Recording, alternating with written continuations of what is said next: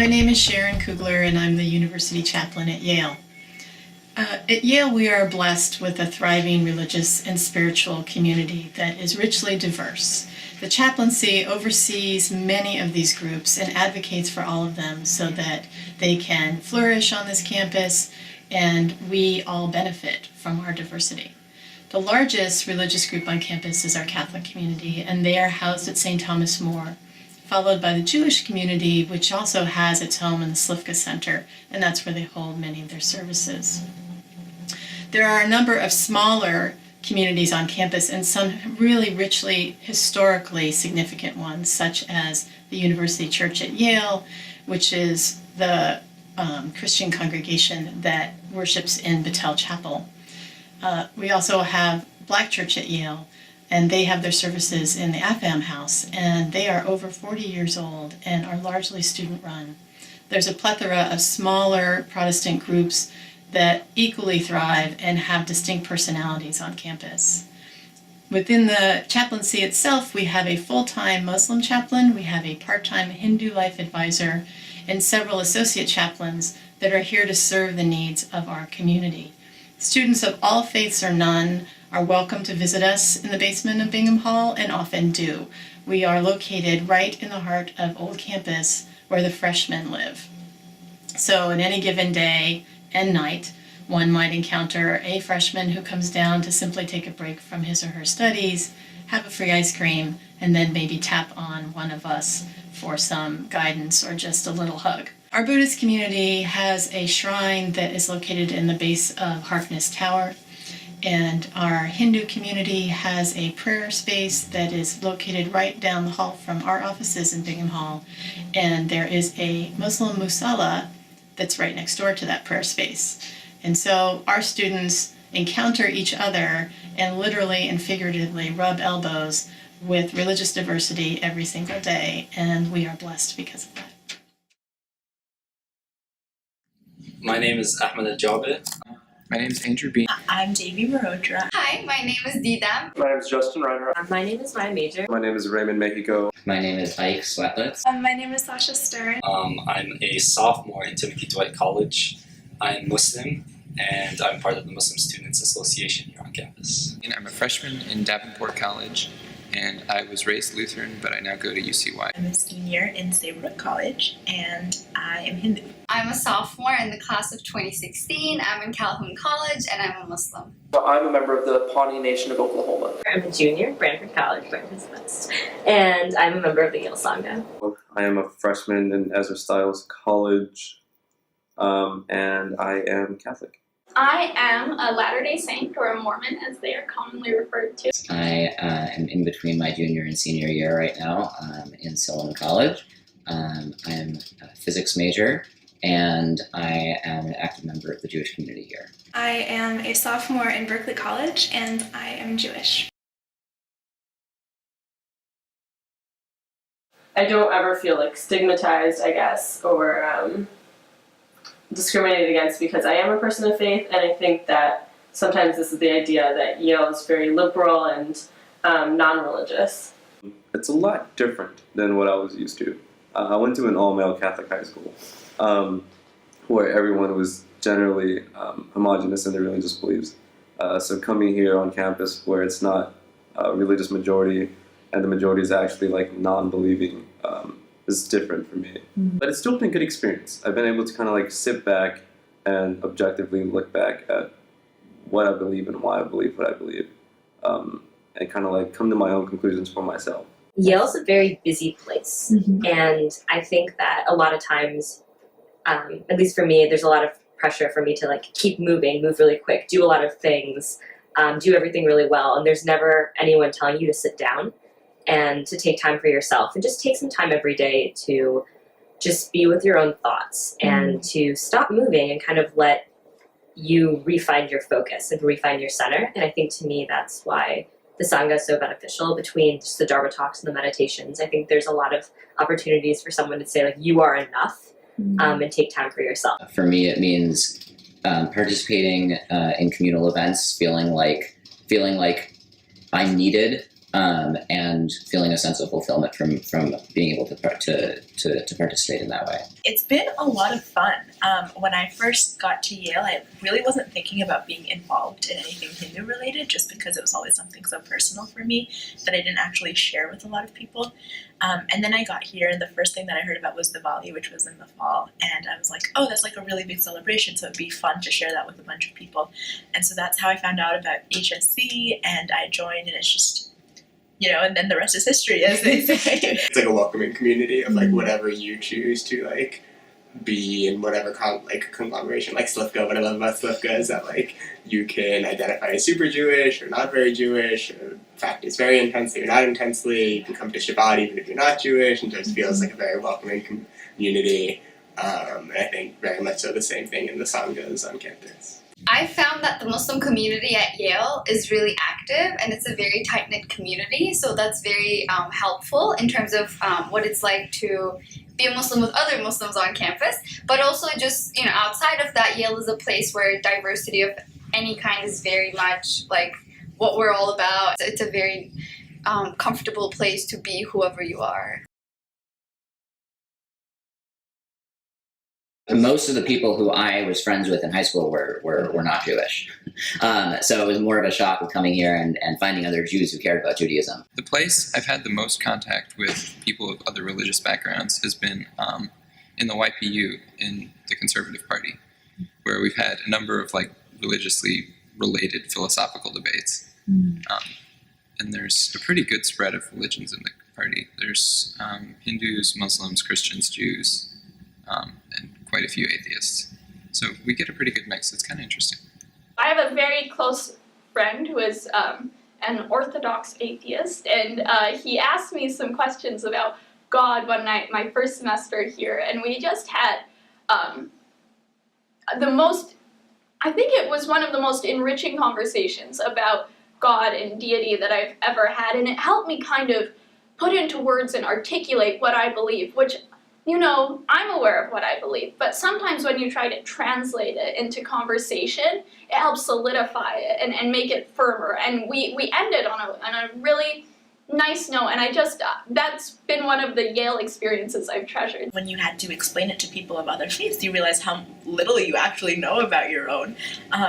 And so I think that way I grew a lot, and just asking more questions and getting answers too. People tend to be very open to talking about it. The funny phrase that I always get is, oh, if I were religious, I'd be Buddhist too. We all come with certain kinds of misconceptions about all kinds of different things to college. Yeah. So it's sometimes you face these things when people might not necessarily know where you're coming from, something about your culture, your religion, or your country, and then we kind of educate each other. I don't even think maybe misconceptions, just misunderstanding, don't even know what Sikhism is. I would guarantee that probably 50% or more Yale students don't know what Sikhism is, which is really sad for me, and which was another reason why I wanted to start this organization, the Sikh Students Association. And a lot of the misconceptions are surrounded around like having to wear a turban. A lot of the men in Sikhism, men who practice Sikhism wear turbans, and this is because we are not supposed to cut our hair. What a lot of people hear about, like in the history books with indulgences and all the wars and stuff like that. Obviously we don't really do stuff like that anymore, but it's associated with the Catholic Church, and so sometimes I feel myself on the defense, like, no guys, I don't do that stuff. One thing about Islam that's kind of a misconception in the US is that it's seen as a foreign thing, whereas I'm an international student. But having said that, actually most of our MSA, which is our Muslim Students Association at Yale, consists of American Muslims. Like all of the students mostly were born and raised here, so for them it's really very much something that blends in with the American culture and their experience here. The one misconception is that there is this sort of all-encompassing view of Native spirituality, that Native people across the United States practice this one form or have this one specific tradition, when in reality, people in the Plains Indians to coastal Indians, that all of these Native Americans practice a wide variety. I think a lot of times when people talk about it with me, they realize that they don't know everything about it, and so it's kind of like a cognizant ignorance, and so they say, I think it's this way, but is that actually true? And so I think just because of the way that I've run into it, I've never felt like it was, a prejudice or anything like that. It was really just a genuine curiosity. Most people don't bring up things like polygamy and the kind of really obvious stuff anymore, but you do come across that occasionally, and then you come across the kind of honest confusions where people don't really understand exactly what the Book of Mormon is, for example, or they think that Mormons don't read the Bible or something like that. And then you come across the really strange stuff, like we don't eat tomatoes and we get married naked in our secret temples, and that's the interesting stuff. So the Yale Sangha is the Buddhist Student Association, and Sangha is the word for community. And I think that's what is so beautiful about the Sangha for me, is that it is a community. It's a group of people that we always have each other's back. If you're walking across campus, you always have someone to wave to, say hello. Someone's always checking up on you. And I think it's really nice to have that kind of community and that family that's a home away from home. I've been able to kind of combine socializing with going to church. And so we created a small group of friends around campus, and we all meet up at High Street Gate, and we'll walk over to Mass together, and we're able to kind of talk about how our days were, or how our week has gone, and then afterwards we go and we kind of go snack on the food after Mass and still socialize, and it's a nice study break.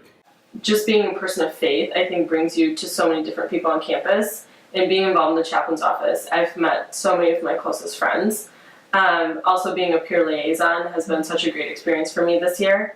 Knowing that, you have other people that are, waking up, doing the same thing and still, being as committed as you are in your, academics and extracurriculars, it just really helps, I think. We have a wonderful Jewish center here, and it's pluralistic, and I'm involved in many of the different minyanim, and it's just been a second home for me throughout the past year. There's a really wonderful community of like-minded and not so like-minded people from similar and different backgrounds that are just so willing to talk about anything related to faith.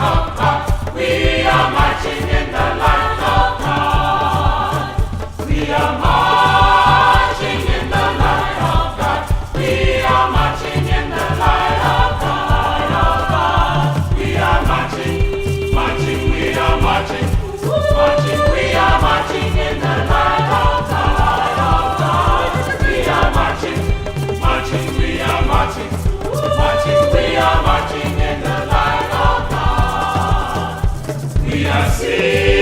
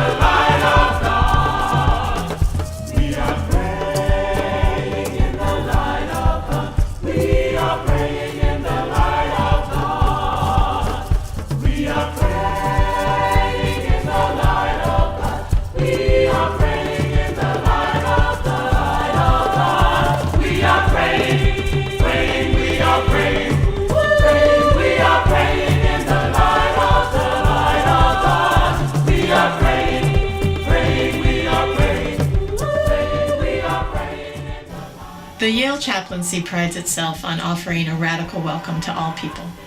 Whether you are a student struggling with questions of faith now that you are on your own in college, whether you are someone who has experienced their first heartbreak and just wants an ear, or a soft place to land, or you just want to stop by and be in an environment that feels different than your room or the library, know that you are welcome at any time to visit us in Bingham Hall, entryway D, have an ice cream, enjoy a smile, and get a hug if you need one.